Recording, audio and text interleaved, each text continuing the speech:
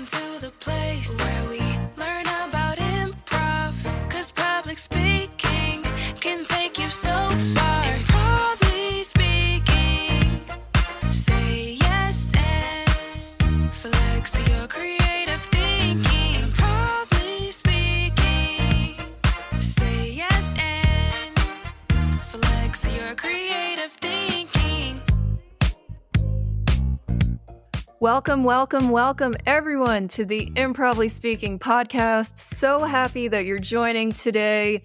I'm your host, Dana Gowan, and I'm so excited about today's guest. I just have to tell you, this is my first international guest here today. Super excited to have him on, and we're going to talk all about improv and public speaking, or improvly speaking, too. It's like the perfect match. I love it.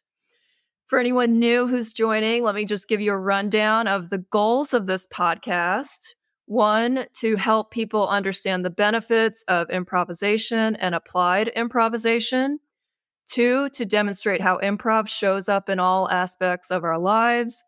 And 3, to inspire everyone to try new things, get out of their heads, and find creative outlets and passions that can help you. And I think we will accomplish that and much more in today's episode. So let me tell you all about our special Improvly Speaking guest today, Neil Curran. Neil is based in Dublin, Ireland. He is a professional improviser and communications and teams expert. Neil has a master's in training and education, with his master's dissertation focusing on improvisation as a training method to develop effective teams in the workplace, with a focus on promoting confidence, interpersonal skills, and relationship building. I looked at the thesis. It is 61 plus pages long, very thorough and well done. Neil is also a qualified executive coach with EQI certification and an experienced MC and speaker. He is also the founder and director of Improv Fest Ireland, which I hope to go to one day, and a director of Improv Utopia International, which I also hope to go to one day. Outside of Ireland, Neil has taught and performed in the UK, China, Italy, Spain, Poland, the US, and Canada, just to name a few. Neil uses improv as a training tool in the corporate environment, creating a space for active listening and active learning for all participants and attendees. Please welcome the super nuanced, nurturing, and very, very noble Neil Curran. Hi, Dana. How are you? I'm great. I'm so excited you're here, Neil. Oh, so am I, but I'm under a lot of pressure representing the non-US part of the world, which is everywhere else. So I can't mess this up. You know, that's a good reminder for us US folks that there are others besides the US too, right? Sometimes we need that reminder. Very true. Very true. Neil, I'm so excited to have you. And, you know, we share a Camp Improv Utopia bond. I actually saw, this is how we've connected. I saw a post from Camp Improv Spain, which was in April this year. Someone posted on their stories one of your stories, and they shared it on theirs. And I was like, oh, that looks like fun. Just happened to check out your Instagram profile, and it said that you teach improv and public speaking, and like light bulbs went off. I was like, ooh, who's that? I need to talk to him. And I messaged you, and I'm so glad you said yes, and so thank you. No problem. It's like Improv Utopia. It's the total 7 degrees of separation. Improv Utopia reduces that to 2 degrees of separation. Unlocks the world for all improv. It does. Yeah, we do share that Improv Utopia bond, even though we haven't attended a camp together. I feel like once you've attended a Camp Improv Utopia camp, in general, you're connected as a family. That's so true. Totally agree. So how long have you been a part of Camp Improv Utopia?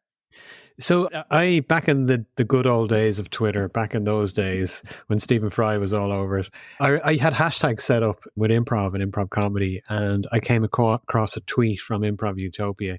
And bear in mind, camp is a US thing. It's an American thing. It's not really. Oh, really? We would talk about retreats, but not camp. Okay. So I came across this tweet from Camp Improv Utopia talking about an adult camp an improv camp for adults. And I was like, what, is this a joke? not Is this adult another improv camp. Yeah. I was like, is this another improv parody account?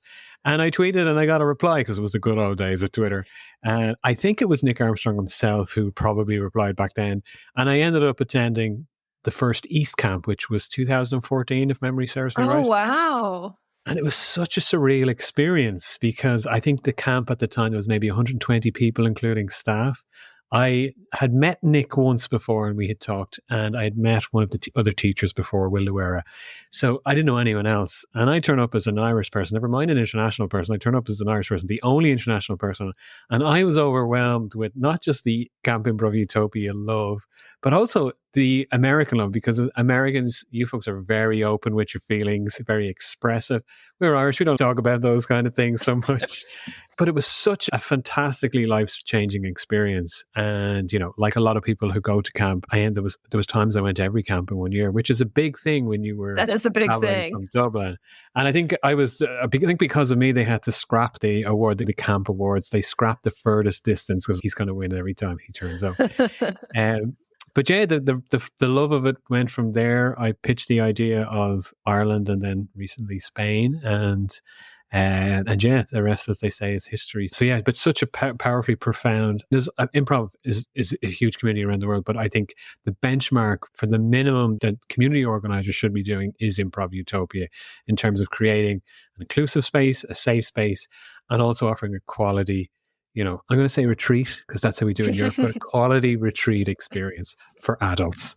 Right. So yeah, overwhelmingly positive. And as somebody who's had to travel a lot to develop his improv career, having that access to great teachers and great improvisers, it sounds like a cliche to say, but it kind of opened doors for me in terms of, being able to make friends. Like I would consider some of the people I met, even back at that first camp, some of my closest friends, even though I don't see them that often.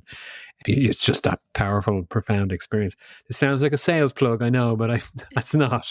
But yeah, it's great to see more and more international people now have been at camp in the US and have also shared that experience. So I don't sound like the crazy guy at the back of the room going, hey, you should try this. It really is such a fantastic pillar of the improv community.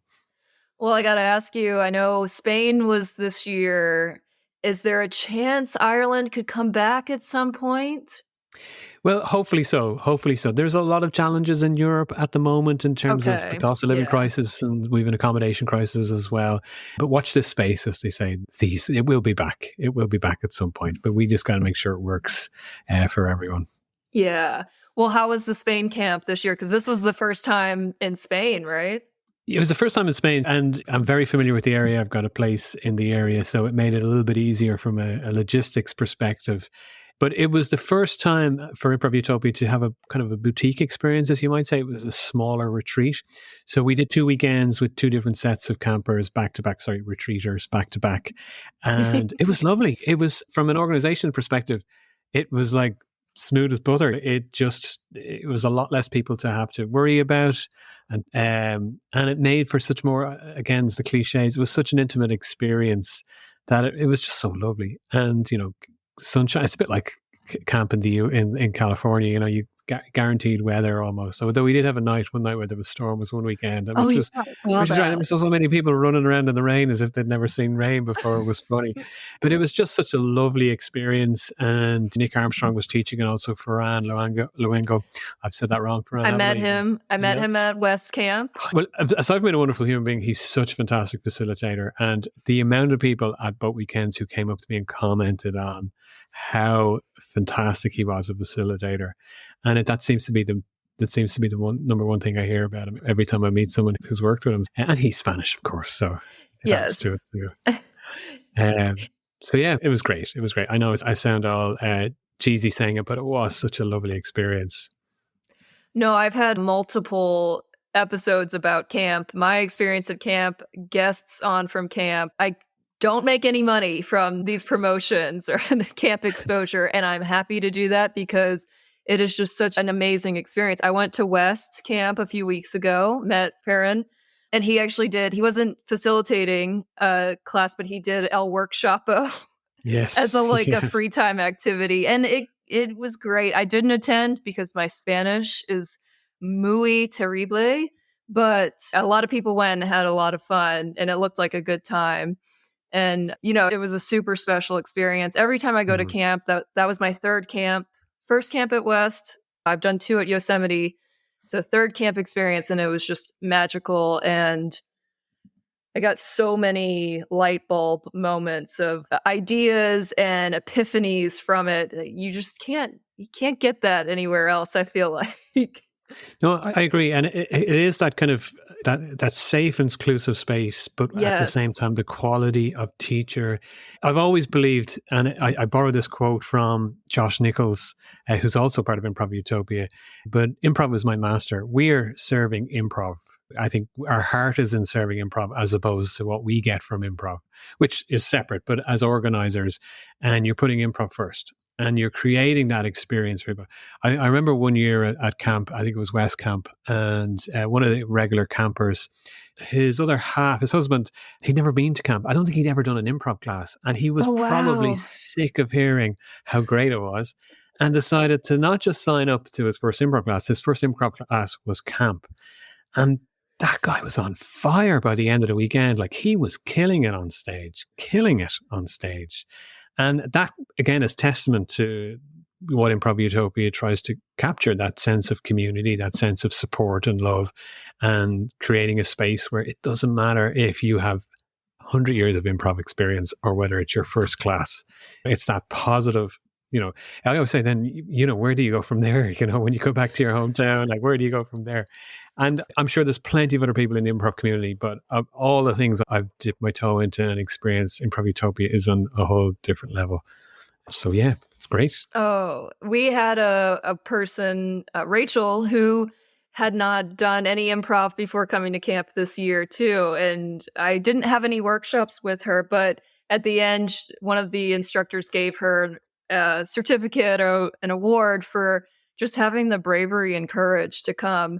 I don't think I have the balls to do something like that. Go to a camp of something I've never tried before. And I salute anyone who's willing to try that. And I think she had a blast. She made a lot of friends. It looked like she had a good time. So, I mean, you can't go wrong at an improv camp. That's what I told myself the first time I went. I was really nervous. I was like, okay, well, an improv camp, like, everyone's going to be friendly at least, to have that yes and mindset and stuff. And it did not disappoint at all. Mm. Well, and Neil, I've got to ask, since, we're very US focused, and I really don't know what improv is like outside of the US in those other parts. God, I sound like such a snob. I swear I'm not. But what is the improv scene like in Ireland?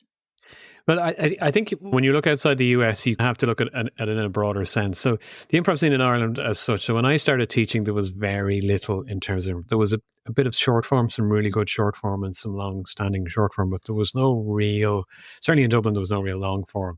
And so it's taken quite a number of years, but we now have the basis of a community. There are quite a few other teachers, and there's things that it's gone from a position when I first started teaching and building community that I know everyone, to a place where I don't recognize half the faces. So we're doing something right, stepping forward.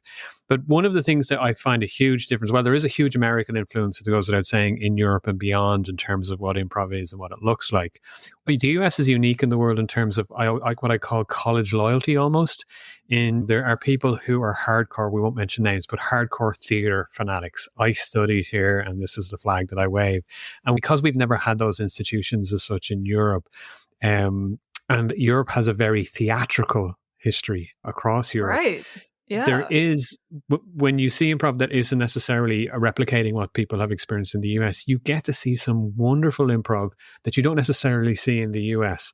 Straight away, there's some groups that spring to mind in Italy, Théâtre Brut in particular, and in France as well, that do a blend of traditional theatre from their own countries, blended with clown physicality, and I've never seen anything like it in the US.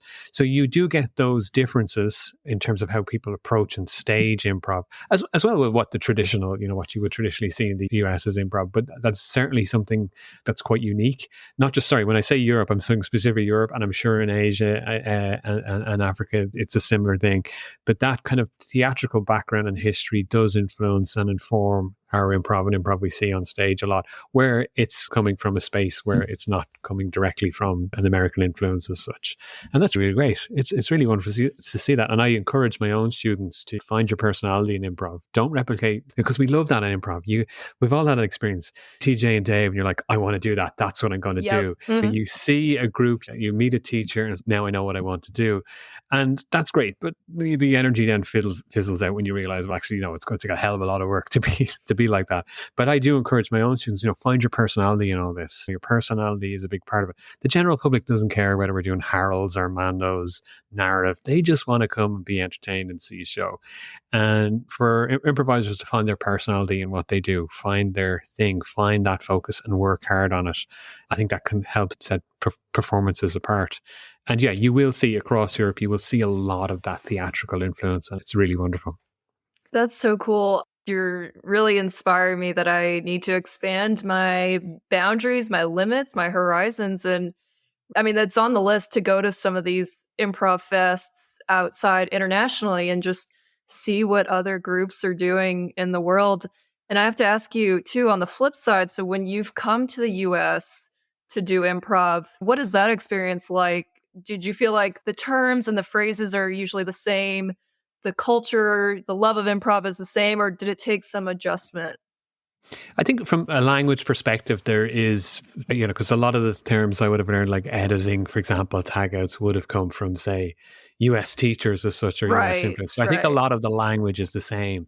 What I always find interesting culturally when it comes to comedy is the no-go areas. For example, when I performed improv in China, there were certain things we weren't allowed to do on stage for obvious reasons.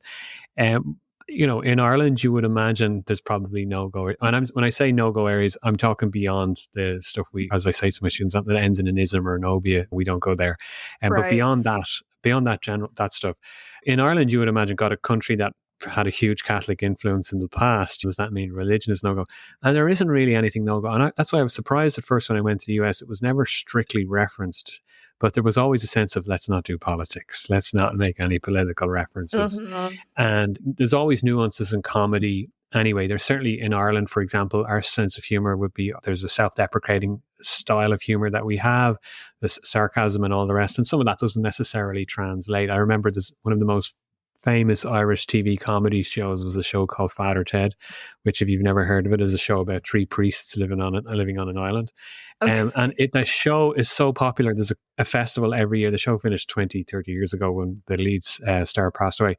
But there's a festival every year in Ireland that sells out without advertising. That's how popular the show remains. They only had 3 seasons.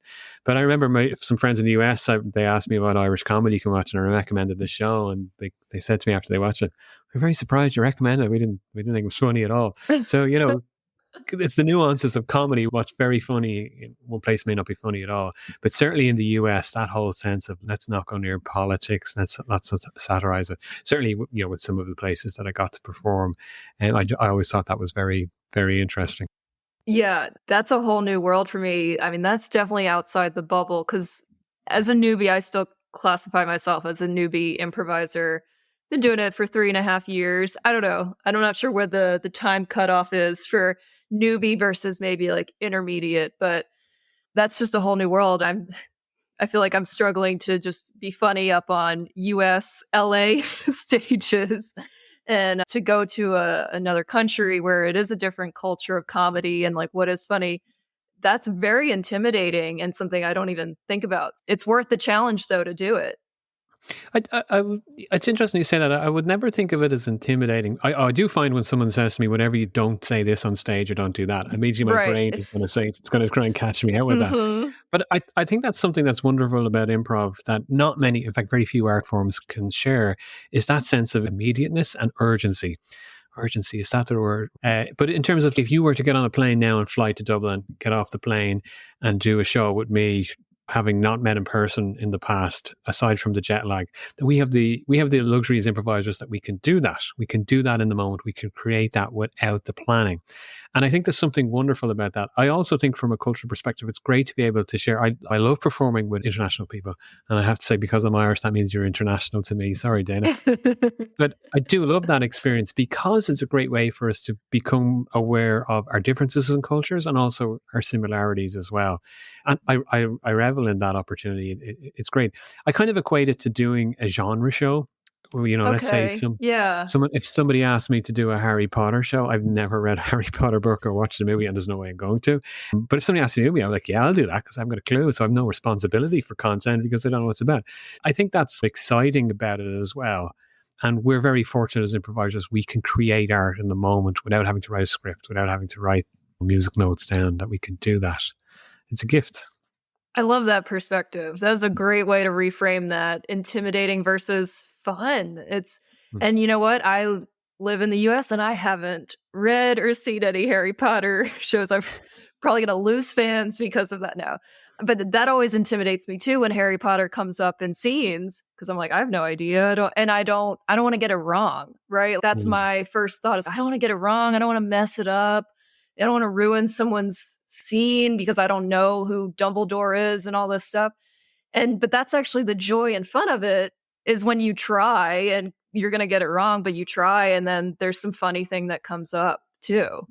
Exactly. And we're going to yes and it anyway. So if you define, there's a character I'd never heard before, well, I probably did here, but Dumbledore. So if we define Dumbledore as the local bus driver who brings the kids to school, someone's going to support that and yes and it, and we've defined Dumbledore. We might not know why that's funny as non-Harry Potter fans, but Harry Potter fans will probably appreciate the satire. I don't know. They'll draw some line between how it's arty because there's something in there. But yeah, that's the joy of it. We're being yes and, so it really doesn't matter what choices we make in relation to real characters, real fictional characters.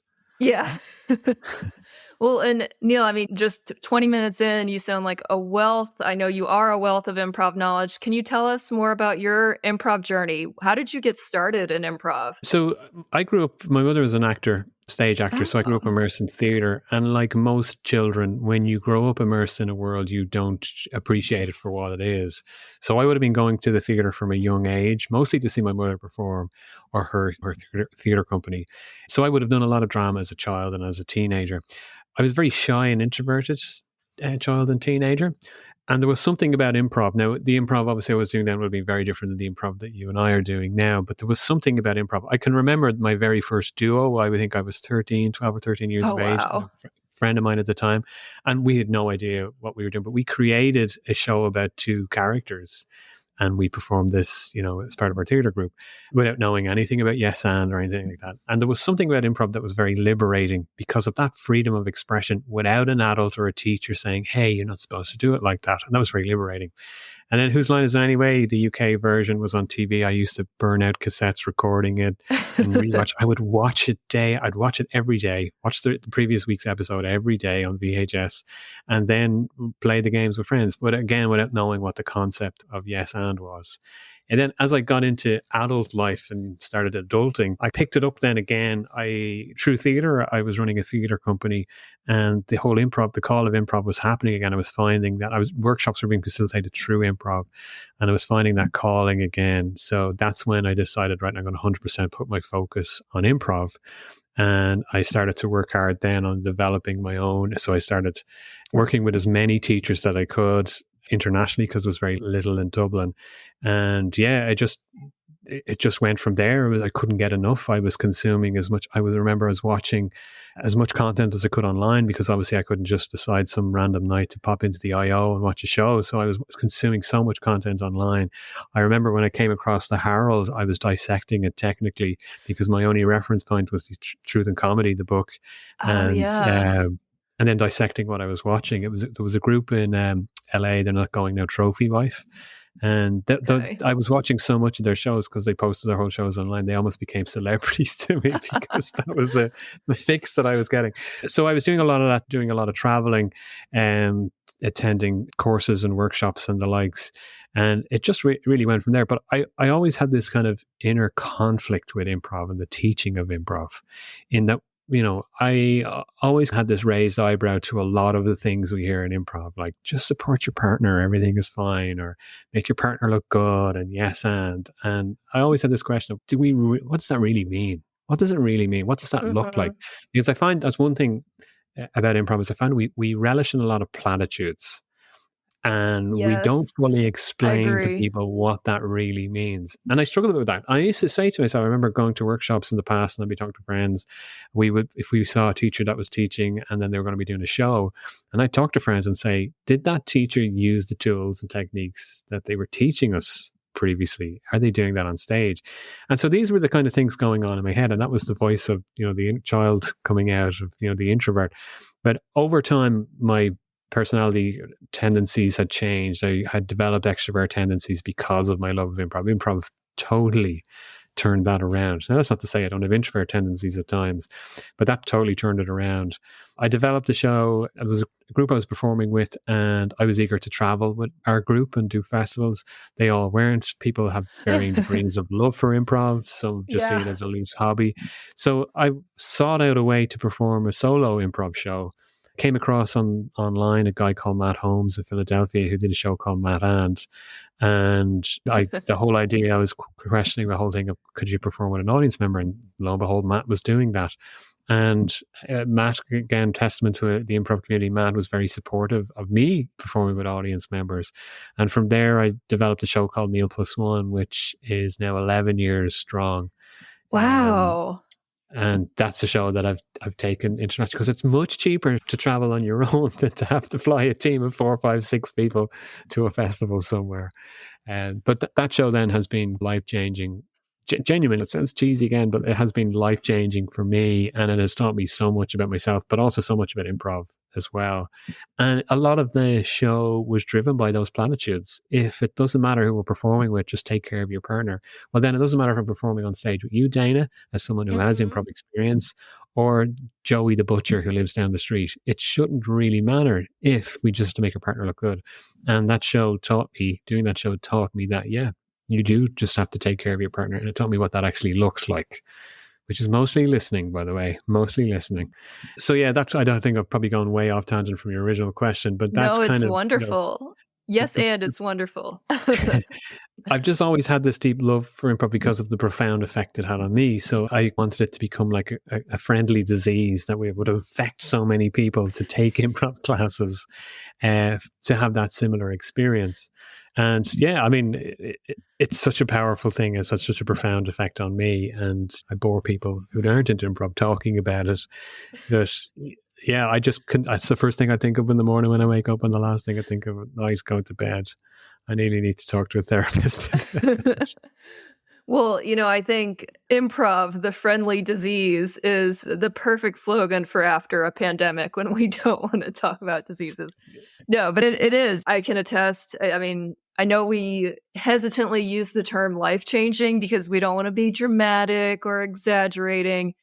But these skills, even though they are platitudes and these things that get thrown out there, sometimes we don't always get the full meaning until we go into it, but they really are life-changing. I know some people don't love the term yes and, but for me, it's a mindset thing. It's helped me grow. It's helped me take care of myself more too, take care of your scene partner, also taking better care of myself. And I don't know, I've learned a lot about myself in the past 3 years doing improv thanks to these skills. I agree. It is yes, and is a mindset, 100% a mindset. It teaches us to rewire our brain, because as human beings, we come from a place of caution. That's fight or flight, and it's easier for us to apprehensively agree to something or dip our toe in the water before we jump in the pool, kind of thing. But the yes and mindset opens our mind to just being more accepting. And again, I'm trying to avoid using platitudes, because then people will be commenting going, "Oh my God, he just used a platitude he gave out of that." But the yes and it's changing, it's rewiring your brain to be more open, and not to just switch to survival mode, and not to immediately go to the negative. So you're rewiring your brain from thinking of all the reasons why you shouldn't do something to asking yourself, what do I need to do to make this happen? And it's a very simple thing on paper to say it like that, but it's a profound change that when you start doing that naturally. There, I didn't use a platitude. I'm very impressed with myself. Yay, nice work. So I noticed, I was looking at your website and some of the classes that you offer, and I saw some of your, I think it's your improv performance-based classes, use the terms of authenticity and intimacy. So is that what you focus on in your performance classes? Yeah, so this is a thing, when I mentioned earlier about finding your personality in improv, this is something that I fell into as well. I don't get so excited for fast-paced joke type improv. It reminds me of the short form days when I do short form, and it's not that I'm not impressed by it. I certainly, there's some fantastic fast-paced improvisers all over the world, Dublin included, but I find it less exciting for me. I'm more interested in narrative improv, and as such, I'm more interested in the development of characters and story. So what I mean by that is that we normally associate comedy as the big thing with improv. And as such, for improvisers, that can often create that sense of, I better be funny, I have to be funny. Mm-hmm. Yep. And, there's nothing sadder. Well, there's plenty of things sadder, but something that makes me sad in improv is when I see a scene sacrificed for a joke, or I see a relationship sacrificed for the joke. So I'll put my focus on the relationship side and building that. I'm big into authenticity on stage, so that if you make believable characters, if you believe in the character that you're performing in, and your partner believes in the characters and believes in the scene, the audience will believe in it. And that takes away that pressure to be funny, because if we're not being funny, it means there's drama and tension between us, and the audience is sitting on the edge of their seat. And this is another thing with comedy, is if you and I were to go to see the best comedy film that's ever made, we went to see Spinal Tap tonight, we would come out of that film quoting it, talking about how funny it was for about 20 minutes. And then we'd go for a pint and we'd be chatting about everything else. But, if you think about a time you've gone to the movie or gone to the movies or gone to a play, and it's a drama or it's a thriller, and it might be a comedy, but it has that richness and deepness. You talk about the characters, you talk about the relationships, you talk about the choice that they made. We don't see a lot of that with improv. Again, it comes back to the immediacy thing of improv, that we can create art in the moment. So improv is a perfect tool for that. Yes, we don't have a script and we're not writing it as going along, and it's not going to be perfect, but that also adds to the magic, because life isn't perfect. We're all flawed human beings. So why can't the characters on stage be flawed? I think it's so wonderful to watch an improv show, watch a scene, and afterwards turn to whoever you're there watching with going, my God, when that character made that decision, or when they said that line, or when they broke that person's heart, I felt it. I think there's something really magical about that. But also, if you're investing in making those believable characters, you can do so much emotionally on stage. And then the humor, the payoff with that is, because they're richer, deeper characters, you could get longevity of comedy as well out of it. You're not just going for the gag, for the game. You can get a lot more out of that. I'm not saying that is the only or the best way of doing improv, but it's something that I'm very passionate about. I love that narrative side. There are improv shows I can remember, and when I think of some of the best highlights I've seen in improv on stage, I can remember scenes that had tension. Didn't necessarily result in jokes in the scenes, but I can remember scenes with tension.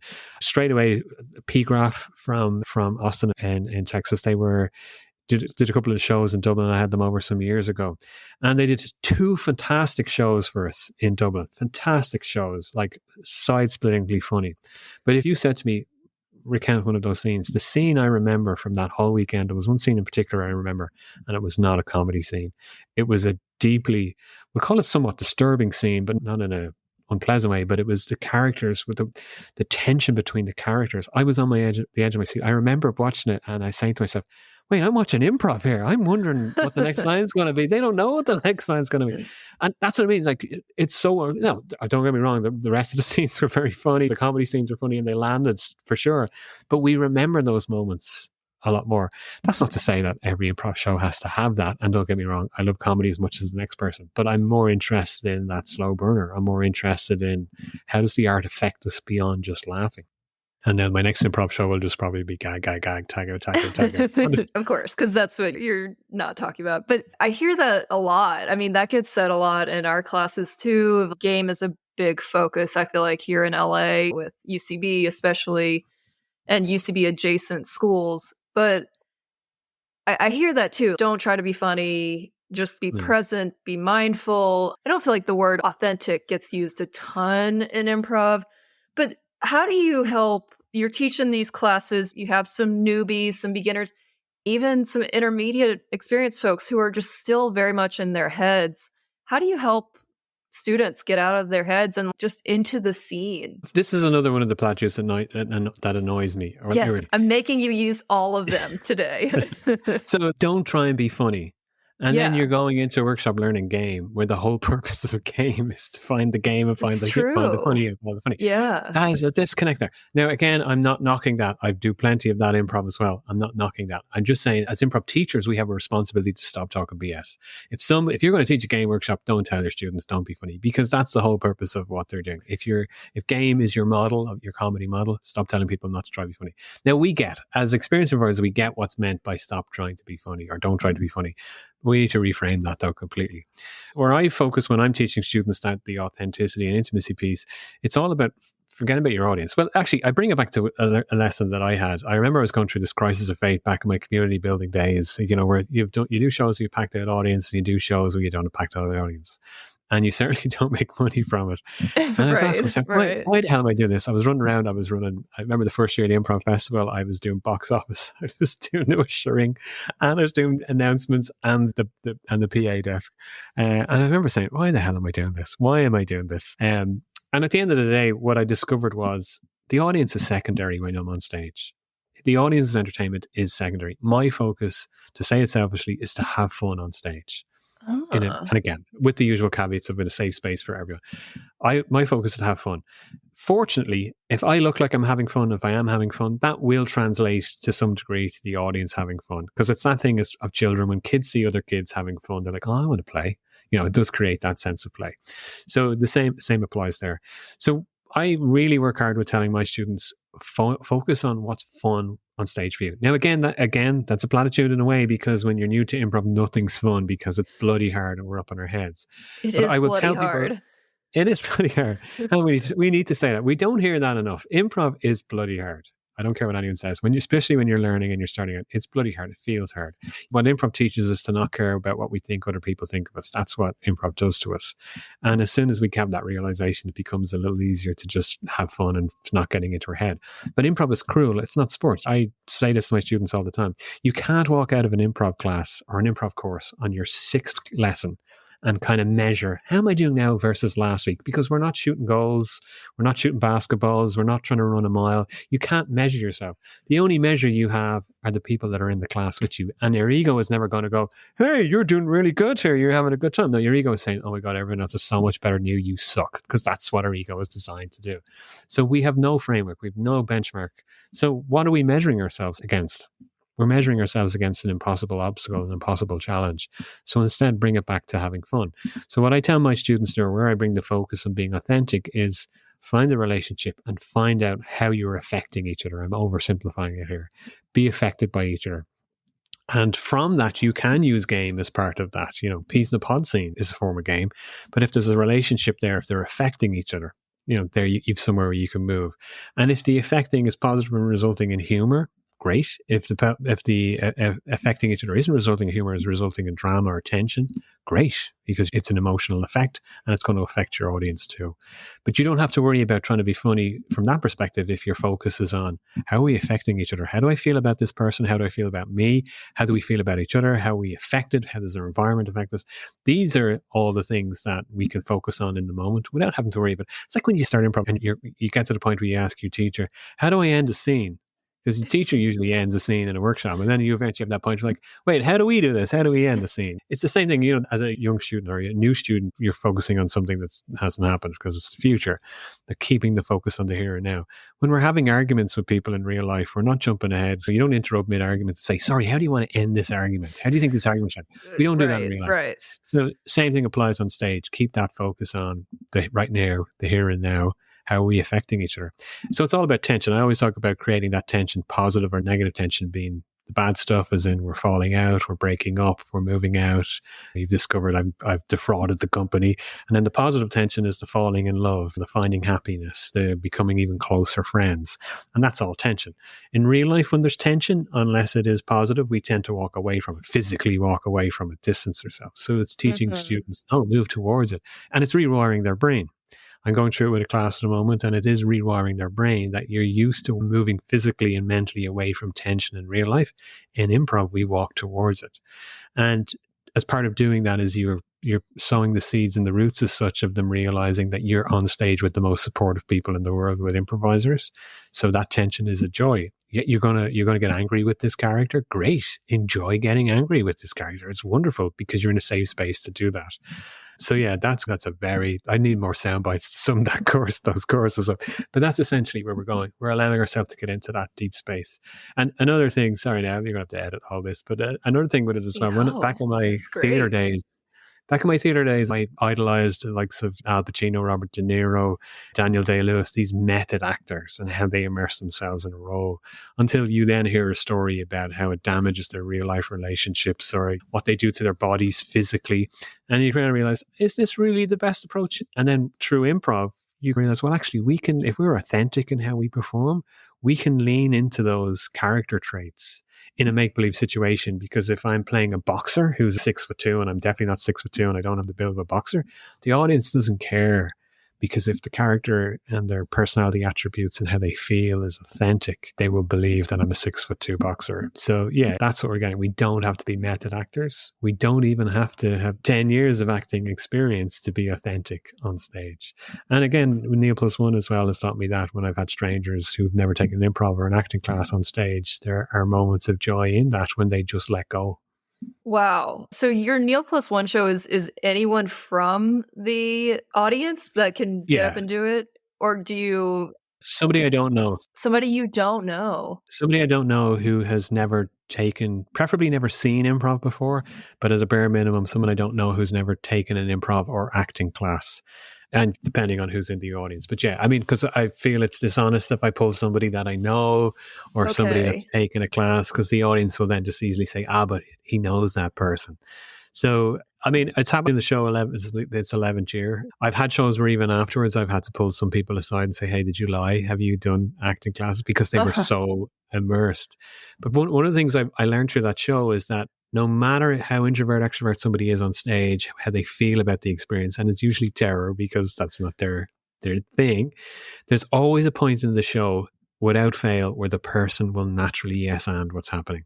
As in, their brain will realize the path of least resistance is to just go whatever's happening on stage. And it happens every single show at different points. And again, it's the same thing. If they lean into, usually with the show, it's about the person I get out of the audience. It's a kind of an alternate view of their life. So they essentially, I call them by their real name, and it's a narrative show. So it makes it a little bit easier for them to play a character because of themselves. But it's very much an alternate view, an alternate universe, parallel universe, multiverse kind of view of their life. And there's some genuine moments of authenticity. I remember I had one show in Barcelona, and the guy I got out of the audience, he had only moved to Barcelona. He was Australian, and his story that he shared with us before we started performing was so sad. Now, he wasn't as sad as we were. His story was so sad. So we brought some of that to the stage, and I was so affected by what happened in the show because I knew the backstory that we reached what ended up being the last scene. I couldn't speak, so I didn't speak in the scene. Wow. Someone in the audience told me they were crying, again, because of the art, not when the guy was safe, that he was in the area. He had a ball. But we were also affected by that. And that couldn't have been achieved unless he had tapped into a level of authenticity. Unbeknown to him, he's never taken a class with David Rosowski. He's never taken a class with Nick Armstrong or Ferran or Susan Messing. But he still was able to do that on stage because we create a safe space for people to play. Not every show goes like that, though. I just want to point that out. Not every show goes Well, I was going to ask, do you get willing participants? Because if you're not used to being on the stage, I imagine a lot of people don't raise their hands. I find in Europe, and Ireland in particular, be wary of the people who put up their hands like this when you ask for volunteer. But no, I've had some very interesting people on stage over the years. Some people found the experience very profound and moving, which again shows the power of improv, that we can affect people in more ways than just comedy. But yeah, I've had shows that have made me go, wow, this is just, it's a humbling experience because it reminds you that, my job on stage, think with, and anyone else out there, there's plenty of people who perform with audience members out there. And you quickly realize that the best compliments you get are actually criticisms. in that you'll have someone say, oh, but Neil had an easy job because Dana, he got from the audience, she was so great and so natural on stage. So the biggest compliments are actually criticisms. But what that actually tells you is that, well, if we create that safe space on stage and make our partner look good, they'll shine. And you learn, the humbling experiences, you learn that when it's time to give a bow, you step back, you get out of the limelight and you let your plus one take the bow because it's all about that person. And that's what I always found interesting, is criticisms or compliments. I like that too. I want to unpack a few things you said previously too.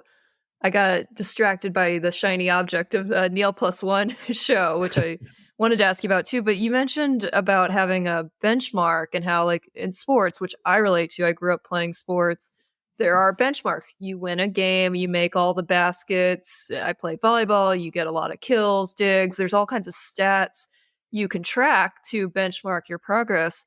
But when you said that, I was like, oh my God, you're so right that like in improv, it's so hard to benchmark your progress because, yeah, you might get laughs, but like the audience is always different. So it might just land differently. So that really hit home, just like not having the pressure to benchmark your progress and just learning and growing. Just put your focus, like you can't tell someone to switch that off because we're always going to try and compare ourselves to others. But put our focus elsewhere. That's why I always say, put your focus on finding what it is about being on stage that's fun, and just do that till it becomes boring. And then you can start to expand that that learning bubble that, you know, it's like blowing up a balloon. The more we just focus on what's fun and do it till it gets bored, the bigger the balloon of experience becomes. And then hey, do you know what? Musical improv, that's something that terrifies me. I'm going to do that. That's what I did this year too. There you go. There you go. Yeah, follow the fear, follow the fun. I like to follow that up with not just follow the fear, but follow the fun, because there is fun when you do face that fear. And it is important, particularly with beginners, in helping them define what that fun is. Because as I said, they're not having fun. They're not necessarily identifying the fun. They'll turn up to class every week, but there's a part of them going, this is not fun. If I just go and say, hey, follow the fun, find the fun, you know. So I have to be very clear in defining that. So as a teacher, I would often put a focus on what worked for you, what felt good, what were you not thinking about, to help them define and or redefine maybe as to what that fun is. Because for some people, they really do struggle with that. And we, as facilitators and teachers, we have to be very, very careful there. Otherwise, we'll lose them. Well, and you mentioned previously too is leaning into the conflict, and something I struggled with when I first started. Every scene was full of fighting and conflict. It's like you watch TV and there's so much drama and conflict, and so you're like, okay, well, now I'm in a scene, I need to cause all the conflict. And I would get a lot of notes of let's try to yes and agree, or let's try not to go the conflict route. But I really liked what you were saying, is conflict's going to show up and we don't need to run from it. We can actually lean into it and actually move towards it and connect with it. And I prefer to, I don't like to use the word conflict, because conflict is essentially a fight for power. That's why I prefer to use the word tension. And that's not my creation. I'm sure I've learned that from plenty of teachers. But it is leaning into the tension. The big difference between real life and on stage is we accept our flaws. So if we're, for example, doing a breakup scene and you're telling me you're breaking up with me because I'm lazy around the house, yeah, well, then I'm going to accept that I'm the laziest partner in a relationship and I don't pick up after myself. And I'm going to tell you why. You know, that's the big difference in real life. So that's why what that does is that kind of throws more wood on the fire. So that doesn't dissipate tension. It doesn't deflect tension. It adds to the tension. And so, yeah, that's where I lean in. I find the thing and lean into it when I'm on stage. What is it about what you say, what you do, what we're feeling that we need to poke? We need to stick our finger in the wound. That's the hard part. Sometimes you hear in your scene, your character, not you, but your character is lazy and doesn't clean up after themselves. And your ego wants to be like, no, I clean up. I'm a great partner. But that's where, yeah, I like that switch of like, this isn't about me, one. This is about the character, and how can I lean into, okay, this character is lazy. Let me keep being a lazy character. 100%. Absolutely. Lean into that tension and enjoy being a lazy partner. Enjoy being not cleaning up after yourself. Enjoy forgetting to pick up the kids from school, whatever it is. Enjoy that flaw, that human flaw. And you know what? Your character's going to do it tomorrow, even worse all over again. Well, and you know what? I'm going to lean into a flaw that I have very long episodes. I don't know if it's a flaw. you can get a lot done when you listen to long podcast episodes and you can clean your house and go for long walks. So it's not a flop, but I'll lean into it. I want to take a quick break. And then, Neil, when we come back, I want to ask you more about your public speaking journey and your public speaking workshops too. Stay tuned. We'll be right back. All right. And we're back with Neil Curran talking all things improv and connection and tension and authenticity. And I've taken copious notes. I am just loving all this. Sometimes it just takes someone saying it in a different way to make things click. And Neil, I appreciate you sharing all this because I feel like it's kind of clicking a little bit more. Good. I'm glad somebody's finally listening to me. And you not only teach performance-based improv classes for people who want to perform on stage and take improv classes, you also teach corporate workshops and public speaking workshops using improv exercises to teach these skills. And before we jump into that, I did want to ask you, what has your journey been like as a public speaker? Did you always love public speaking or did you have to learn to love it? Funny enough, as introverted as I was, I used to relish being on the stage. So when I moved into the corporate world as such after college, having to do presentations and talks was something I enjoyed. And I always thought that was the common thing until I realized, well, actually, no, it's not. But I realized very early in my career, I kind of landed in finance. I had dreams and aspirations about working in the film industry. And hey, this is Ireland. So that didn't happen. So I landed, a friend of mine got me a 9-to-5 job with better money than where I was being paid in a cinema. And it was a finance job. And it turns out, like I always kind of say, people land in finance. You don't wake up wanting to do finance. But it turns out I was good at it. And cut a long story short, I worked my way up the corporate ladder and got into a leadership role in a multinational. But one of the things I realized very quickly was that, and I probably would, obviously I've never worked in all industries, but I'm pretty sure this is the same no matter what your profession, your background is, what your industry is. The biggest door opener in your career is how you communicate. You don't have to be the best accountant to be the CFO. You don't have to be the best whatever it is to be the CEO. It's how you communicate. It all comes down to that. And public speaking is a big part of that, is a big part of it. So I've always enjoyed it because I again, with public speaking, I realized that it's an art form. Because how I am authentic when I speak could be very different to how you speak authentically. But if I try to copy you, it may not land because that's not being true to myself. So I realized very quickly, public speaking is an art form just as much as it is a skill. So I guess, as I was doing improv, but having the day job, I had that eureka moment one day when I realized improv is just a process. It's a process of communication. That's all that improv is. I should be teaching this for corporates. So thinking I was going to write this book that was going to change the world. And then I realized, hang on a second. Just because I've never seen it in Ireland doesn't mean that it's not being done. And to give full credit where it's due, a teacher I had from the early days, a gentleman by the name of John Kramer, who's with the Maydays in the UK, profoundly influenced and affected me as a teacher, but he also worked in the corporate space. But beyond just, like, I always see a lot of people who teach improv to business for team building, but he was actually doing it in a very meaningful way beyond team building and working all levels of organization.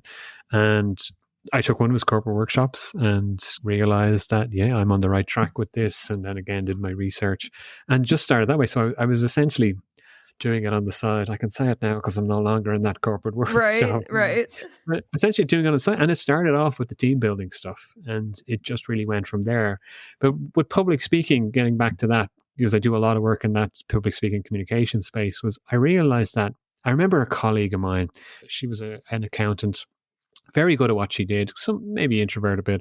And she did a 2-day presentation skills course. And she told me that it was terrifying that, within the first 1 or 2 exercises, she was in tears. Oh, no. Because they're teaching it as a skill and they're not picking up the nuances of performance. And I realized that this is the norm with a lot of presentation skills. It's all about the tools, the techniques, the tips and the secrets. And it's not about the authentic bit. So from there, I developed, I can pull tools from improv to allow us lean into that authenticity when we speak. And, if you take TED Talks, for example, now TED Talks are great, but they go through a horrendous amount of coaching and training to be great TED speakers. But I tell people, look If you want to know what a good TED Talk is, forget the good TED Talks. Google for lists of the worst TED Talks, not the TEDx stuff, the real TED Talks. Google the list of the worst TED Talks and find the common names that show up and watch their TED Talks, because you'll learn a lot from it. It's like anything. You'll learn more from bad teachers than you do good teachers. Yeah. But you'll realize that, well, hang on a second, they're still TED speakers. They're very passionate. They're very energetic. They're very authentic on what they talk about. There's just something else that's making it not so valuable, a TED Talk. And so that's authenticity. If you're passionate and enthusiastic about what you do, that's a big part of it. But again, it comes back to, how do you teach authenticity in a presentation skills course if your content is, here's how you focus on slides, here's how you stand, here's how you use your hands. And I remember, like, with communication, I remember there was a guy I was coaching, I won't mention his name, but he had this problem with listening. And he hadn't always got a problem with listening. And the problem with listening came about because when he was listening to people, he was very reserved with his body language. So if he was sitting listening to you, he was a manager in his job. So if you were talking to him and he was listening, he would just be like a stone watching you. Wouldn't be nodding or making those hum sounds. And so he got told by HR in a training course, you need to start nodding and going, when you're talking. And what happened was, he was so focused on doing that, he stopped listening. And then he's getting me to listen again. So this is the problem with, not all presentation skills, obviously, but this is something that I was seeing a lot of. So I was like, okay, let's take a step back here. Let's bring the authentic piece in. And improv played a big deal, because I've always believed that if you can be confident standing in front of a room and talking for a few minutes without a script, without slides, when you start adding in the prep and the planning and then the slides, you can keep that authenticity. You can retain that authenticity, because it's never about the slides. Nobody cares about your slides. Nobody cares, what, within reason, how you're standing. Or there's small things. Yeah, we can fix those by telling you where to stand. But if you're authentic in how you connect, that's going to speak volumes to your audience. That's going to make your audience say, I'll buy this, or, whatever. And I work with entrepreneurs with startups, and I teach them pitching and get them ready for when they're pitching for investment. And a lot of that it's less about the band-aids of put your slides like that. And it's all about being authentic, because it's that cliche. It's that platitude from business. People don't invest in products, they invest in people. Investors don't invest in products, they invest in people. So it's that whole authentic thing. So yeah, I do a lot of work in that area. I love that area. But another thing, you'd be amazed. I remember I was working with a client and I got called into the CEO's office. Oh God, did I say something wrong? And he was like, oh, I hate public speaking. And the CEO was someone to be in front of the media a lot. I was like, you hate public speaking. So, to some degree, not everyone, but a lot of people do have some kind of fear around it. And then you have people who like public speaking and are good at it. And then you have people who think they're good at public speaking, but they're not. So there's quite a mix. Quite a mix. But it's all communication. It's communication. It's the door opener. Authenticity is a big buzzword too these days. Not to say that you used a platitude, but can you give some examples? Anything you're willing to share with us? I'm not asking for your trade secrets and all that, but some examples of exercises that you might do in your classes to help get more authenticity or help people present with impact. Yeah, sure. So there's an improv exercise I use, and it's a great tool with teaching authenticity. So it's the exercise, I don't know, everyone has different names for improv exercises, but the rant, it's called. And basically I'll get somebody to stand up and have a rant. And again, a rant is just, what's a rant? It's just a personal perspective on a topic. So it doesn't have to be negative. You could be ranting about a holiday, but you're ranting positively. I love holidays. And I time it. I'll say you've got 30 seconds, 60 seconds, whatever it is, and we'll stop you at the end of the rant. And usually I'd say to people, we're not going to quality control what you're doing. We're not going to Google anything. The only rule is just talk for that period of time, share your perspective. And that's a great way of leaning into getting people to be authentic, because you're just telling, start with I love, I hate. We'll give you a topic, traffic, commuting. I hate the traffic. And what happens is people will tend to speak in a way that they would speak to friends, or they'll be a little less professional. And I don't like the word professional, because it implies that, you ask people to define what professional means, and they usually define it by defining what unprofessional is. I prefer to use the word authentic instead of professional. So when you're having a rant, you're sharing perspective. So you're sharing your view, you're sharing a slice of your life. It usually leans into us being a bit more animated, a bit more expressive. And what's interesting in the corporate setting is you'll have people who will still try to be professional and be less authentic, because they're performing in a way that they think they're expected to perform in. And what I will do is, in some cases, if you have somebody who won't get past that block, I'll say, you're sitting in the pub with your friends on a Friday after work having pints. Sorry, it's an Irish thing maybe. moan about the traffic. Go off on one about the traffic. I want you to do it like that, and we'll work backwards. And then what I do is I tie it into a leadership model. So this is where the academic, the theoretical base can tie it in. They call it the authentic leader model by Bill George. And that's a graph as such that defines what your audience perceives, how they perceive authenticity. It's broken down to a number of different segments.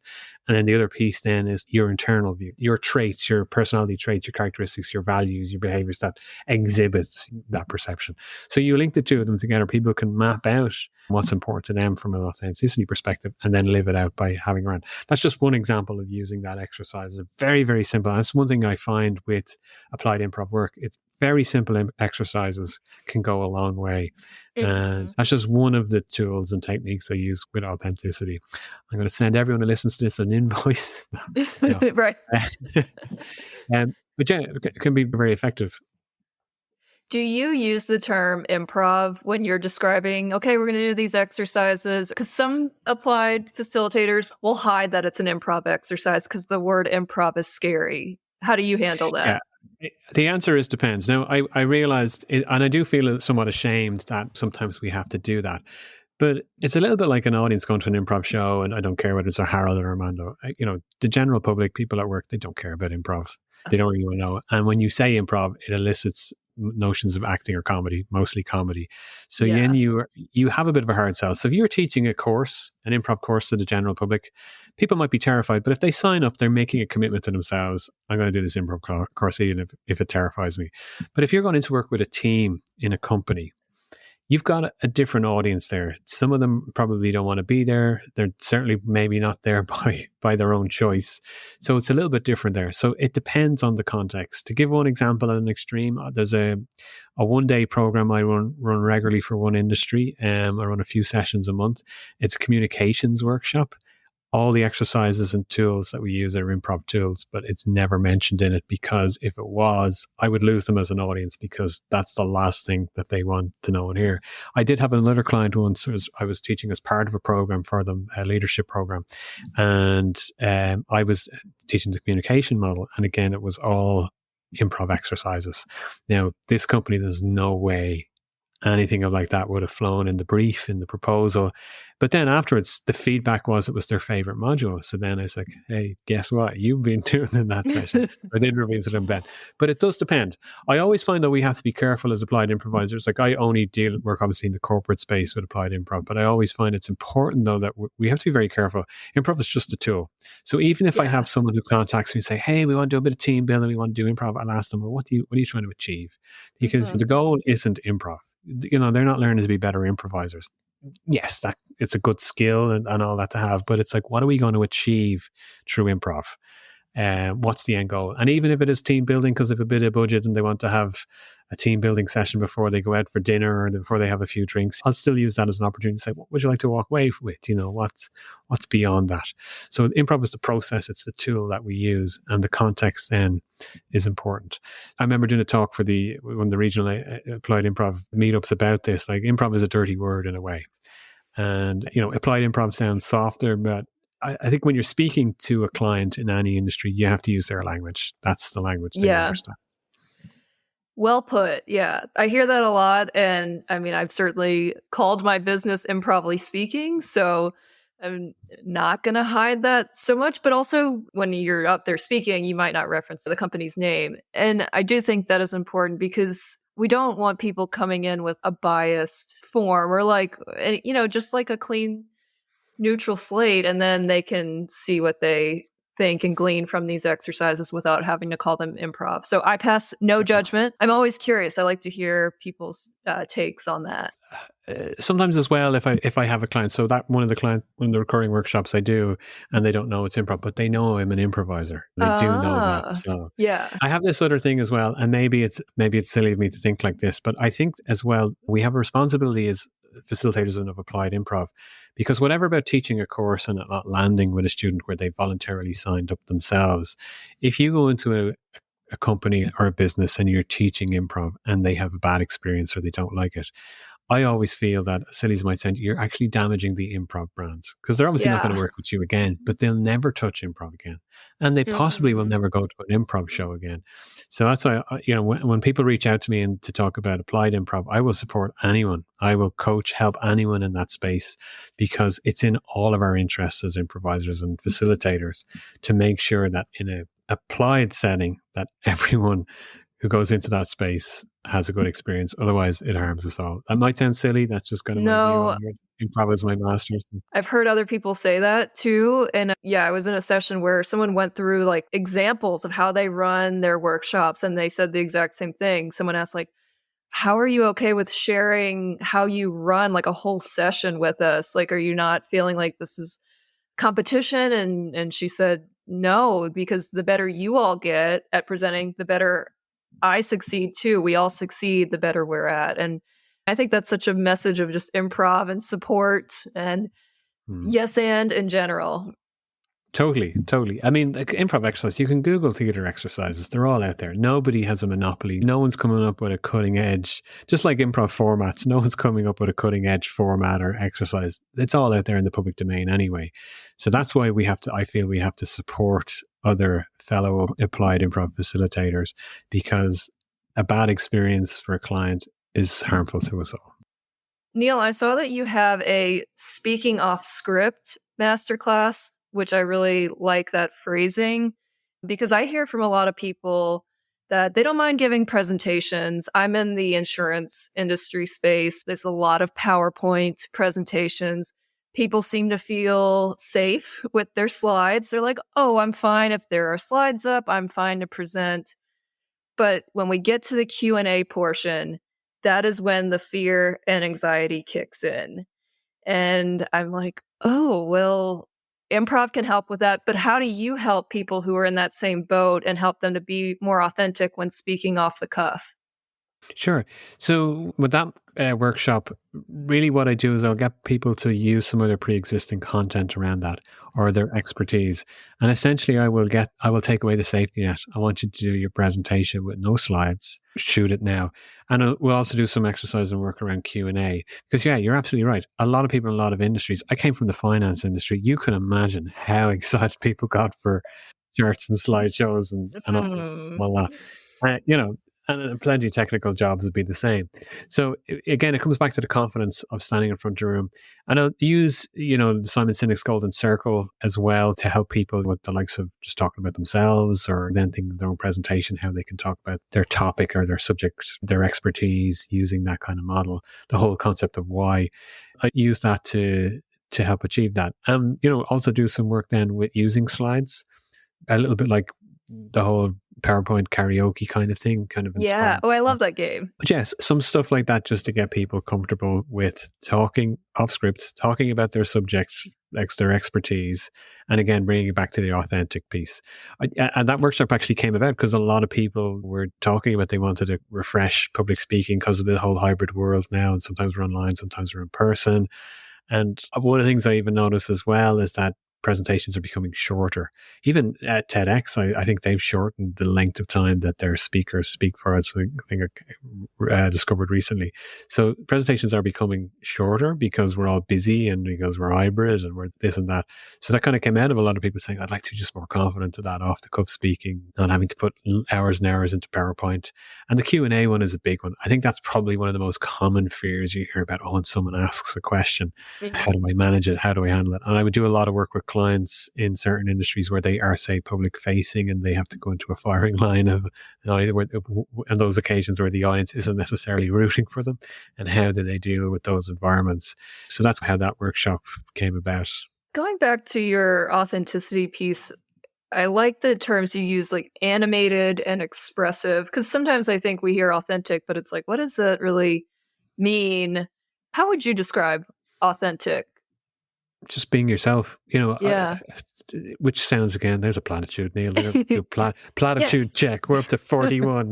Yes. Another way to look at it is like this. People, you often meet people and they'll say, I wear a different hat in work. I have to put on a different hat. I should be going to professional mode. And it's almost like they're an actor playing a different character in work. And that Yeah. what they're basically saying is they're not themselves in work. Now, I don't believe that. I've always injected humor into everything I did in work. And back in my corporate days, I was very much myself in work with a lot less swearing. I mean, very good. I haven't sworn once in this podcast, but basically I was myself in work with a lot less swearing. And if you're not being yourself in work, if you're not being yourself in anything you apply yourself to, you're not being authentic. And like I say, my idea of how I'm authentic when I communicate at work could be very different to how you authentically communicate. And I can't copy you. It's unique to us all.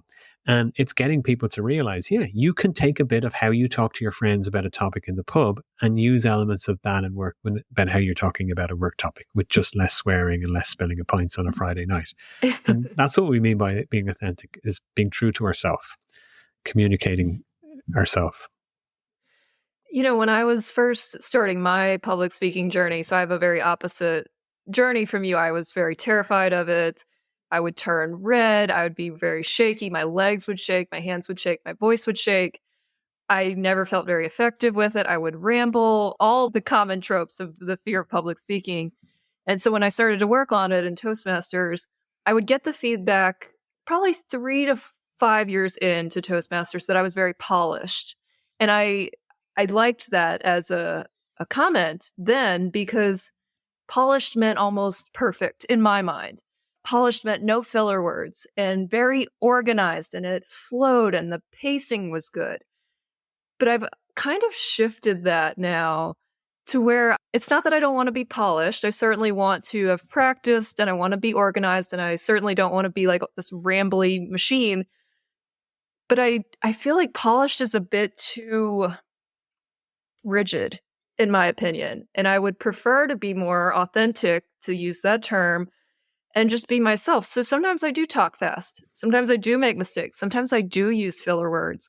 And I've become okay with that because I think that's more me than the polished version of me that I was trying to attain.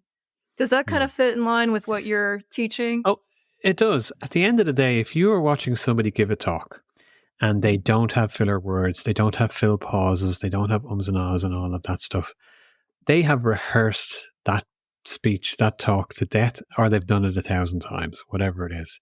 Now, I'm not saying there's anything wrong with that. Right. Depending on the context, how authentic really is it?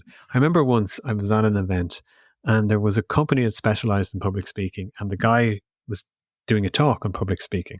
And this was before I had the public speaking focus, what I was doing.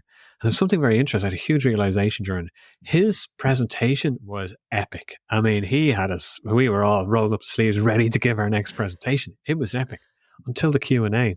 He changed in the Q&A because his speech, that's when I realized, I was super impressed, everyone was super impressed. And then I realized he's done this 1,000 times. Like this guy, you'd hire him for your event. He was fantastic. I'm not criticizing. But when it came to the Q&A, that's when things changed. There was more ums and ahs and all the rest. So that slickness, that polish started to go away. It was still fantastic, don't get me wrong. But it really got me thinking about that whole authentic piece. And that's where I think improv is a huge advantage to us as speakers, in that we're comfortable with, not being prepared or over-prepared or over-planning.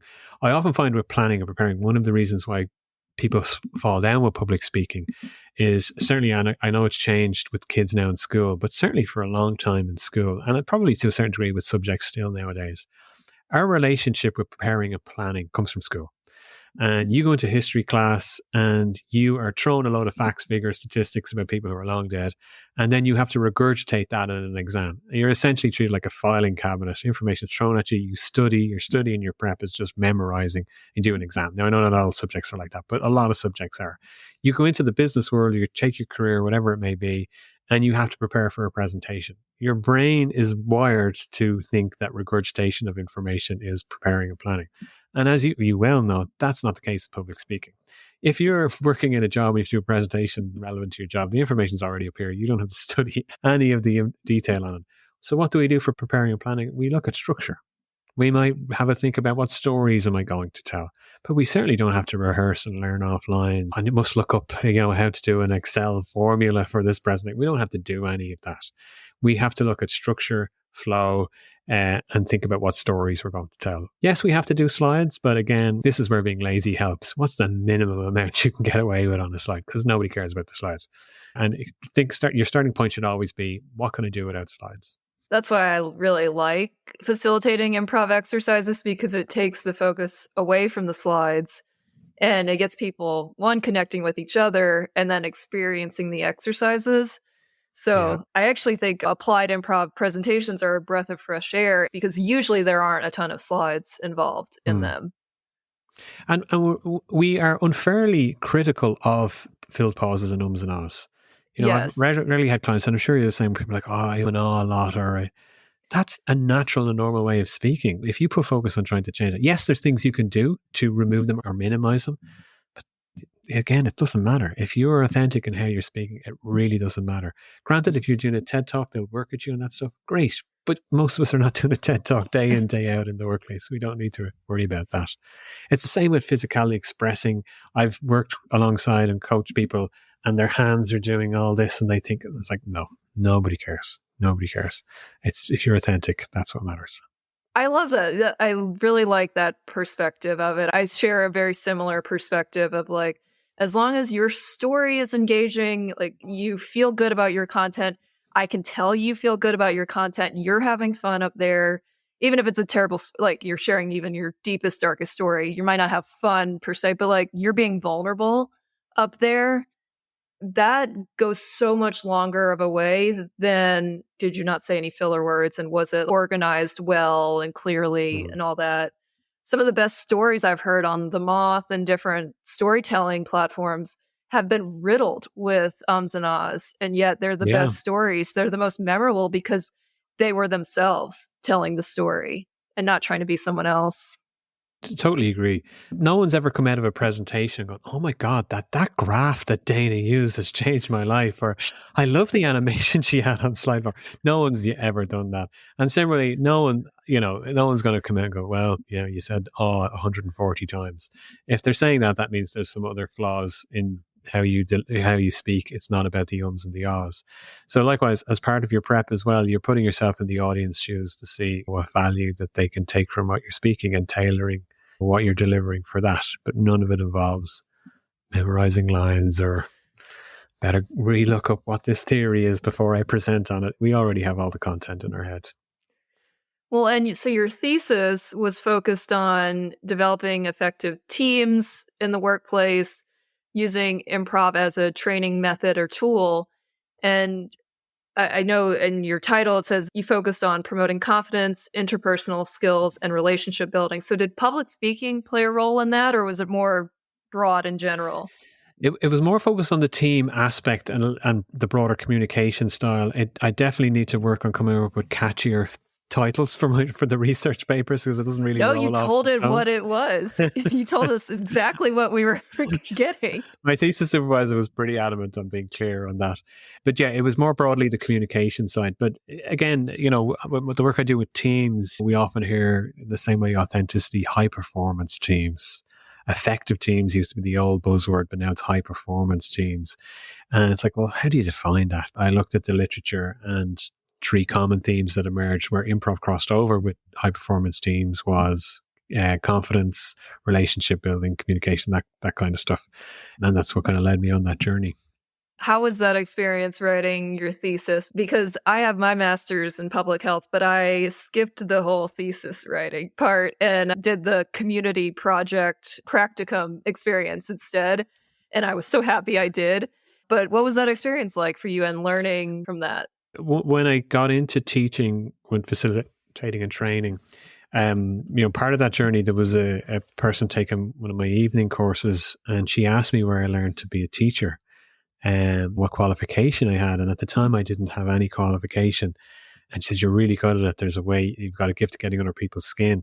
I wanted to do something. And I was like, okay, in for a penny, in for a pound here. And I was encouraged to do this master's.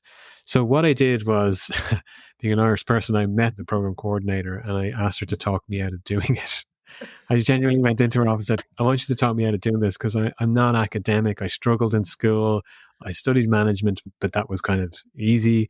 So I was doing it. I studied film. I enjoyed it. And here I am doing a master's in this, talk me out of it. And she was just wonderfully supportive. And as much as if I went back in time and told my younger self, I really enjoyed the academic side of it because I was finally able to quantify what I was doing when teaching and facilitating. And I enjoyed it. And it was the one thing I didn't struggle with at all. I never had a problem with academic writing, with all of the referencing and all the rest. And I was shocked because I assumed that's where I was going to struggle the most. But with writing the thesis, when it came to doing that itself, I purposely asked the thesis supervisor who I thought would be the toughest. I purposely asked him because I really wanted to be challenged with it. And a couple of the realizations I had was that it was very difficult, or I found it very difficult to get my hands on good quality literature about improv. And that's not to say it's not out there, but I really struggled with that in this specific area. It was the same names kept coming up. I found a lot of papers and articles that were kind of surface level and shallow level. I started to get irritated myself with reading about yes and for the 100th time, but in a non-meaningful way. And even my thesis supervisor, I can't use the same words because we're on a podcast, but he basically said, look, move away from this yes and me backside. That's not how he put it, but you can read between the lines there. And he had never taken an improv class before. He was familiar with it because he was an academic, but it was actually very powerful words that he said to me, because he was basically saying, nobody cares about yes and is great. It's wonderful on stage and we should change our mindset. What the hell does that mean to us, Neil? Essentially what I translated his statement as. So that was something that was quite a challenge. There was plenty of literature on teams and all of that, but the gap in the improv world was quite large. So I had to find as much as I could, and there was some names that literally became household names to me when I was doing it, who did some really good work. And then I discovered, unlikely soldiers writing improv literature, people who didn't have an improv background but wrote papers on the effect of improv in the corporate setting anyway. So yeah, I enjoyed the process. There was a lot of learnings as well from it. I mean, obviously, to a certain degree, I would be biased going improv forever, improv for life, right. It's the best thing. But some of the things that genuinely surprised me was that the research I did showed that without a shadow of a doubt, every single person that I interviewed was of the view of improv is the most effective team building thing they did, hands down. Like that was a 10 out of 10 across the board kind of thing. People felt it was the most effective. But some of the other things that kind of emerged was like there's a disconnect as well. Team building is a dirty word. It's a bit of a dirty word because if you say to someone, hey, we should do some team building, and people are like, yeah, we should. Okay, we're going to do it tomorrow. And then people roll their eyes because how companies approach team building isn't necessarily. Yep. Most team building activities aren't team building. If you're doing an activity for a start that involves anything competitive, it's not team building. So if you're going off if you're doing something physical as your team building event, you're alienating anyone who's not into physical activity, especially if it rains. These are things that jumped out of it. But very much I realized doing the thesis, if there's an ounce of competitiveness to a team building activity, it's a waste of time. Forget about it. It's just a bit of a jolly. But definitely the one where every participant said, hands down, the improv team building experience was the most effective that they had. That was a wow moment. I'd be quite the ethics panel there. The reviewers would be going, hang on a second here. Did he just stick that in? Did he just insert that? So that was a big one. The other one around confidence as well. I've had some interesting discussions with people from non-improv backgrounds about the whole concept of confidence and where confidence comes from and it grows. And yes, there's lots of research around confidence, but you have to look at confidence in the context of what it is you want to see confidence in, because building confidence in one area can be very different to building confidence in another. So that was also very interesting about how we demonstrate confidence. And the other thing then that was very interesting was the whole concept of trust. Our relationship we have as humans with trust, which we are guilty of saying one thing, but really not living up to those values. So very interesting from that perspective. I've great admiration. I do want to mention, I would love to do a PhD in it, but my God, I'm not that silly at this point in my life. But I've great admiration. There's a couple of people who are currently doing PhDs in improv, or I know it's not strictly in improv, but improv forms part of their PhD, and they're very vocal about it online. David Escobedo and Paul Rabinowitz in particular. So it's great to see that they're encouraging those conversations more. And I imagine for anyone doing academically, but looking at improv, there's a lot more resources there now, particularly thanks to David. So that's great to see. But yeah, it was an interesting experience. We have a long way to go from an applied improv perspective to catch up with the rest of the world, or not the rest of the world, the rest of the academic world. And that's not a criticism, it's just where we are It's a with improv. challenge. Yeah, it's Yeah. a motivating challenge. Yeah. I know when I first started looking into this, it was like, yes, there is some research. Like, I was just happy there was some research out there to use and cite and use as a resource. But I agree, certainly it'd be helpful to have more of it. And I totally understand that was my question. Any plan to continue writing and researching? But I do understand that is quite the commitment in getting your PhD. It's a big commitment. Maybe if I become rich overnight and I can take Yeah. the time out to do it. Because a PhD is a big ask, but you never know. You never know. Yeah. Well, and this podcast focuses on creative outlets, and the goal is to encourage listeners to try new things. And I say that because as I am in my corporate world and experience, I've been in my career for about 10 years. I've always had creative outlets. I feel like just me personally, I need creative outlets. If I just have my job, I'm going to go crazy. I'm not going to be a very happy person. I need some kind of creative fulfillment outside of my job. Question for you. Do you have any creative outlets that you dabble in besides improv and applied improv? I do. And it's funny you mentioned that. I was in London one time at the Hoopla, and I was watching a show by a really great group called Do Not Adjust Your Stage, and they did the audience interaction thing. And I didn't know them, but obviously with the lights. And they happened to pick me, and they asked me what my interests and hobbies were, and I said improv, and they were kind of rolled their eyes like, "Is there anything other than improv?" And I really had to stretch. But yes, I'm a big lover of talking film and TV and dissecting. I love the genres, particularly of horror and sci-fi.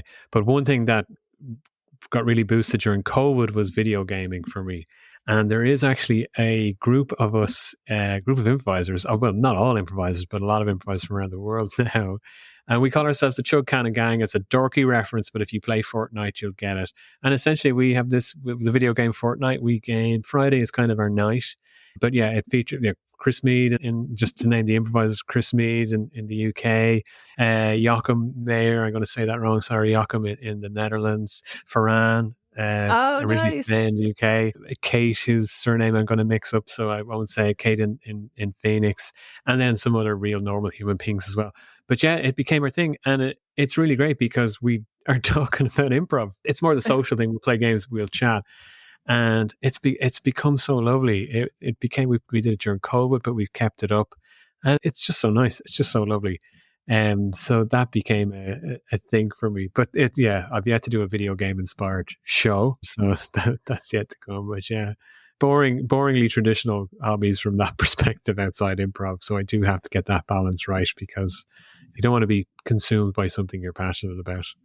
Yeah, and I think that's important because improv is like my number one hobby too. And now it's like starting to be a thing that I talk about in the podcast, and I do. And yeah, I've been trying to find some other outlets as well. I signed up for a stand-up class that I'm taking right now just to try some different sides of comedy. And I think it all helps each other in the long run too. Yeah, it's that thing of like, it's growth. It's a growth mindset in a way, but you're expanding your horizons in art. I like some stand-up comedy, but it's not something I enjoy doing. I have done it once because students might encourage me to do it just so I can have a framework if I want to talk about that. And sketch, I appreciate some sketch, but I've no desire to do it. But it's that thing of knowing a little bit about a lot of things as well is very helpful for our improv too. So, yeah. I agree. And you mentioned growth mindset, which is another word for yes and mindset. If we're just throwing out more platitudes there, how do you embody a yes and or growth mindset in your life? Well, I do very much take that mindset of how do I make this happen? What do I need to make this happen? So I do say yes to a lot of things in life, and I take the harder part with a lot of things. Not always, and definitely not perfectly. Not everything I touch works out. I do like to know a little bit about a lot of things, and I particularly as I get to the tender age that I'm at now, you start to appreciate things as you get older. You start to see the world in a different way and appreciate different things. And it's almost like I take what I'd call a Wikipedia roulette in life. If I find something I know a little about, I might read a little bit about it, try and understand it, and get a feel for that. And that's one way that I do it. But, the cliche platitude of saying yes to everything in life and worrying about it afterwards, I do try to embody that, as long as it doesn't involve bungee jumping, extreme roller coasters, or jumping out of airplanes. So you got some caveats. I do have some caveats, yes. Heights sounds like a common theme there, which is totally fine. It's not the height, it's falling from a height is the risk. Yeah. And that is understandable. Yeah. I hope this doesn't come off cliche or anything or ignorant, but you mentioned you were a film buff. And what are your thoughts on the Banshees of Inisherin? Have you seen that? Yes. Now I'm going to get there. You're going to lose your listenership here. It was the best film of last year. It should have won more. Okay. awards. No, I liked it too. Okay. I just was curious from an Irish perspective. Oh no, what your thoughts it was were. excellent. It was excellent. You can see how it was originally written as a play, and they turned it into a movie.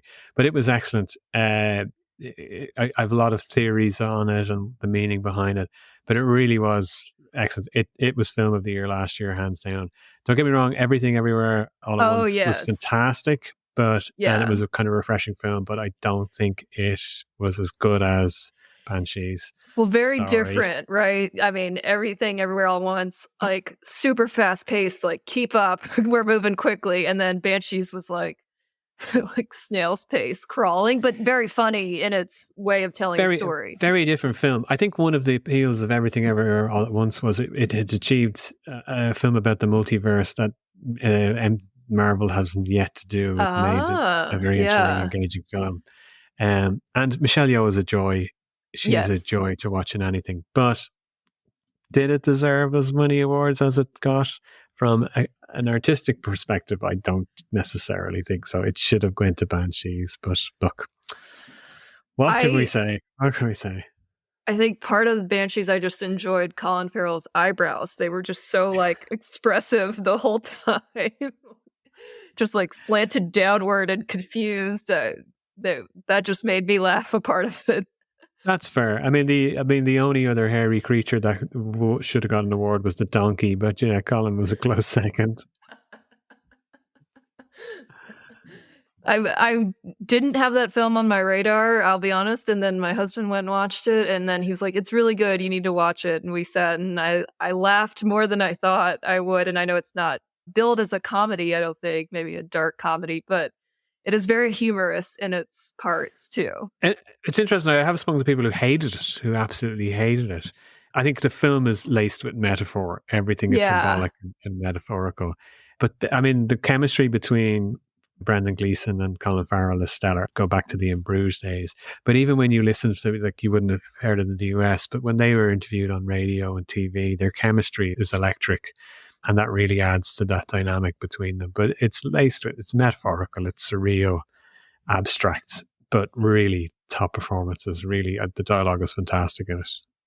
It goes back to your relationships piece, finding the connection in your scene work and stuff. It could move at a snail's pace, and I won't give any spoilers away, but definitely some interesting parts of friendship, and it can move very slowly. But if the connection's there, the chemistry's there, the audience is invested. The audience are the Banshees. That's the thought I'll leave with you without spoiling anything. It's the audience that are the Banshees. Oh, interesting. I love it. Neil, you are a joy to talk to. So much fun. I will continue following your work because I love what you're doing, obviously. And thank you for sharing your wealth of knowledge. And I hope that our paths cross at a Camp Improv Utopia retreat one day. Definitely, yeah. I look forward to it. And thank you for the kind words. It's been a pleasure to be on. I enjoy listening to your podcast. So this is great to be your first international guest. It can only get better with your international guests from here. Oh, thank you very much, Dana. Great start. And last question for you, Neil, before you go, where and how can our listeners find out more about you too? I'm on the socials, as you might expect, with the very creative and unoriginal name, Improv Neil. Yes. I'm on LinkedIn as well, or I'm usually at some festival or some improv show talking about why Banshees is the best film of 2022.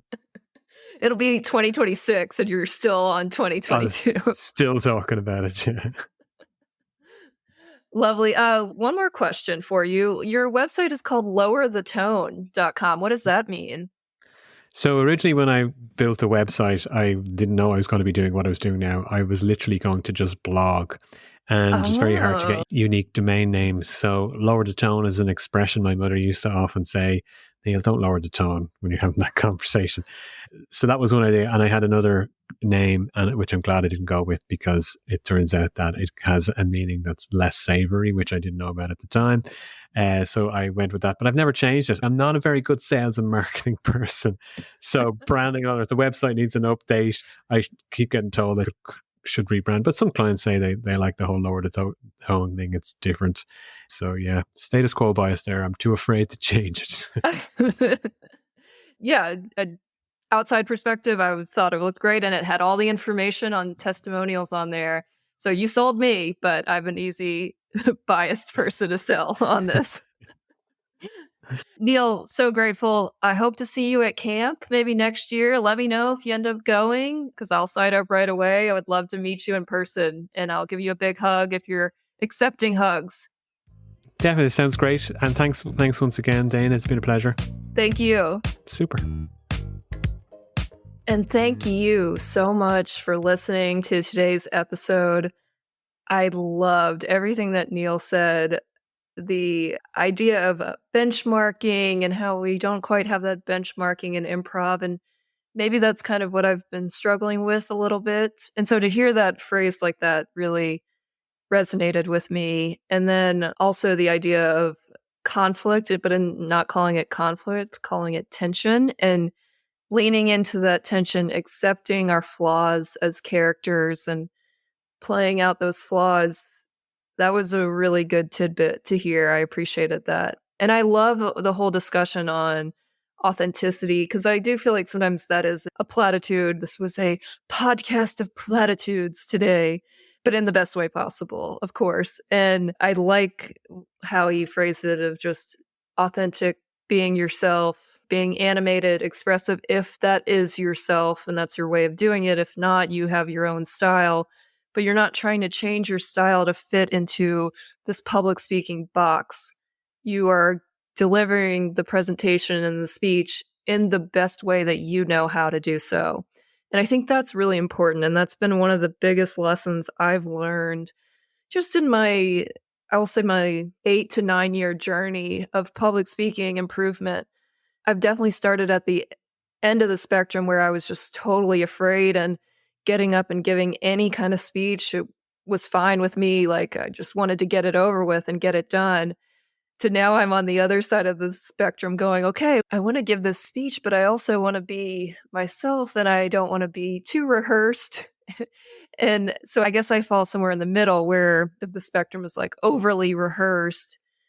I'm probably maybe 60% there. Like, I certainly practice and organize my thoughts. I have my outline. I have my slides ready if there are slides. But I'm not going to sit there and practice a ton.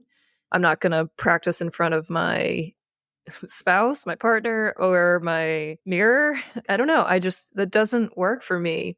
And I know it does for some. And I think it depends on what the presentation is. Obviously, a TED Talk and stuff and other things you might need to know really well. But there's a part of me that just likes to be in the moment and present in the moment. Now, that can get me in trouble because I ramble a lot, and I've had to really work on that. I still need to work on that. That is definitely a goal of mine, is to be more efficient and effective with my words. Hour 45 podcast, I could definitely keep talking about improv and public speaking, and especially just listening to Neil talk about it. I could listen all day. I love what he's doing. And I love that we now have a new improv friend in Ireland. I really hope to meet Neil in person and meet him at camp and see him perform, because he seems very knowledgeable and experienced, and also just it would be super fun to watch him. So I will let you know when that happens. And I think it will. I'll put it out there. It definitely will happen. There were a lot of good tips today on improv in general. If you are an improviser and you perform on stage, lots of good tips there, but also from the public speaking side. And I want to ask you to really think about, where are you in your public speaking journey? Is there room for improvement? Do you stay tied to the slides a lot? Are you using your slides as a crutch? Are you focusing too much on that graph that you're putting out there? Are you putting all your hopes and dreams into the graphs and charts and animations? I know that statistics and graphs and charts are important, but I think Neil really hit it on the head when he said, people don't care about your charts and graphs. And I think we put a lot of emphasis in there. And I'm not saying to take it out. You obviously need to create some credibility and such. But if you have a chart and graph in there, you've got to work on your delivery. How are you engaging the audience with this chart and graph? What's the point of this? What do they need to get out of this chart and graph? Because I can tell you that probably 95% of your audience is looking at that graph and not trying to understand it. If you're in an academic sense talking to the same like-minded people in your industry, maybe they are, but probably not. Usually when I see a chart or graph, my eyes kind of gloss over because I know I don't have enough time to look at it too. So really think about, how are you explaining this chart and graph? Is it engaging? Is my message getting across to my audience there? And then also, do you fear Q&A periods? Do you fear being put on the spot and off the cuff questions? How do you handle that? And these are tough questions to answer, and I want to encourage you to authentically answer how you're feeling. Don't say how you should be feeling or how you want to be feeling. How are you really doing with this? And if you're doing great, you're like, I love Q&A, throw it at me. Fantastic.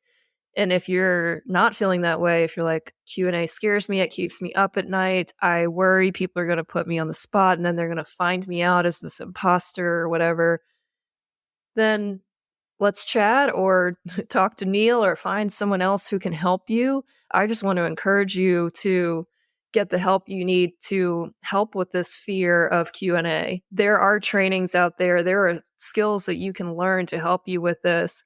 And are you willing to commit to learning the skills and learning how to improve in this area that you don't feel sufficient in?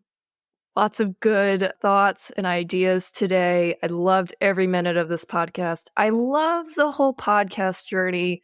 Neil and I were talking after we hit the stop record button and just saying how a podcast is a great chronicle of your journey.